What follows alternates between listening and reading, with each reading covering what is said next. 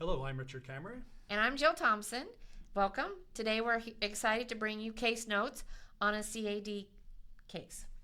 All right, well, our case on hand is John. He's a male, age 63, tobacco user applying for $5 million.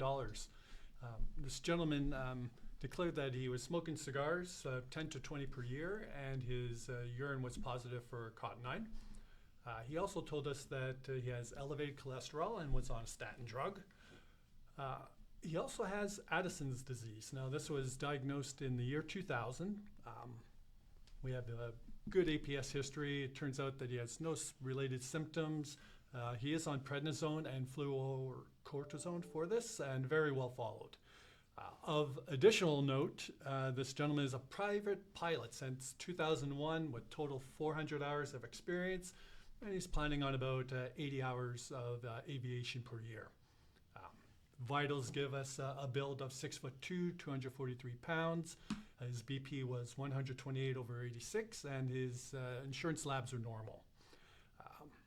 Based on this age and amount, typically would get APS reports. So we have one from his primary care physician, which provided us with a coronary artery calcium score of 228, and this test was done approximately 18 months prior to applying.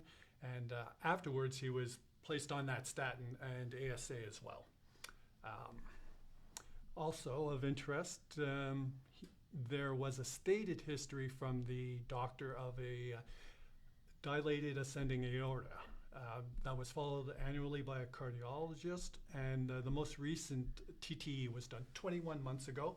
It showed an ascending aorta of 4.3 centimeters that was stable in size.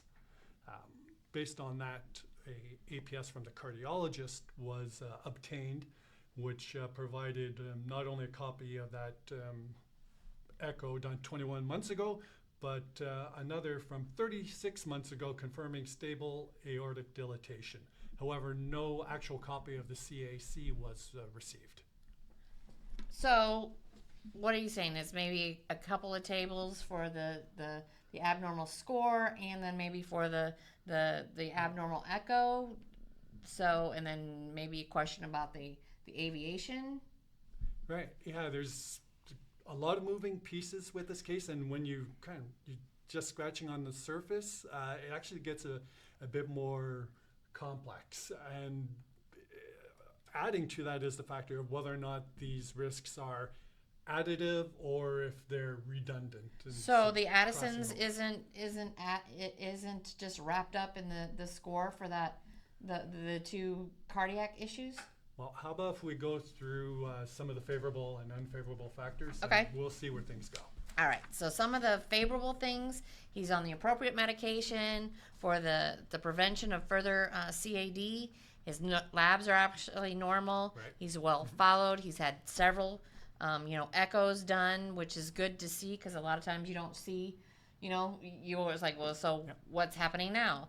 And then, of course, the ascending aorta has been stable. It hasn't really changed in size. That's right. Yeah, we do have two, and you might be overdue for his third at this point in time, but Sometimes you don't even get to. exactly, exactly. However, on the unfavorable side, although CAD and Addison's coexisting is kind of rare, this is a hormone-related disorder, and it does have the potential to accelerate the course of CAD. Oh, I didn't know that. I honestly didn't know that. So that's good to know. Thank Google. So another unfavorable factor here would be his aviation activity and CAD. Yeah, I mean, that you have to be careful. I mean, there's maybe some aviation that you would want to take with a CAD if it's very, very mild, but you just never know. So you have to be real careful about this, about whether or not you want to take the case at all, or if you can offer an exclusion. Yeah, agreed. And last but not least is the cigar smoking. I mean, at 10 to 20 per year, it's It's still smoking, it and it's qualifies, still CAD, yes. so it's not helping. Yeah. It's not helping. I couldn't agree more. So this is a really interesting case. I'm glad we brought it because, like I said, I didn't know that Addison's could accelerate or change Yeah. the process of the CAD. Yeah, it's fascinating stuff, and the way that I see it is, you have all these moving pieces of the aortic dilatation, probably meriting a small rating.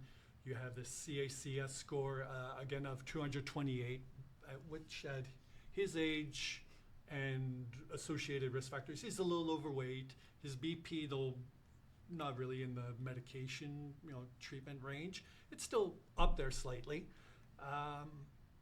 So probably worth another small rating. And then you have this Addison's risk, which in itself is additive. It's not it's necessarily another small rating. something that so it's more of a Yeah, a moderate to high moderate substandard than exactly. a low to moderate. Yeah, it's not.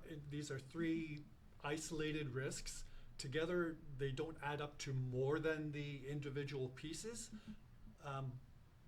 but there's no duplication or Exactly. overlap. So you would tally these up and again come up with a And that's moderate to high rating. that's hard. I mean that people find that that's hard. It's like, do I add it? Do I wrap it in? So, but this case is good that you looked it up, and it's not something that you can just envelop into the other rating. Yeah, thanks. I mean, yeah, there were a lot of questions and moving pieces on this case, and it's a pleasure to present it. If anyone out there has questions on it, we'd be happy to reply in kind. And thank you for listening to this case notes. Thanks. Glad we could bring it to you.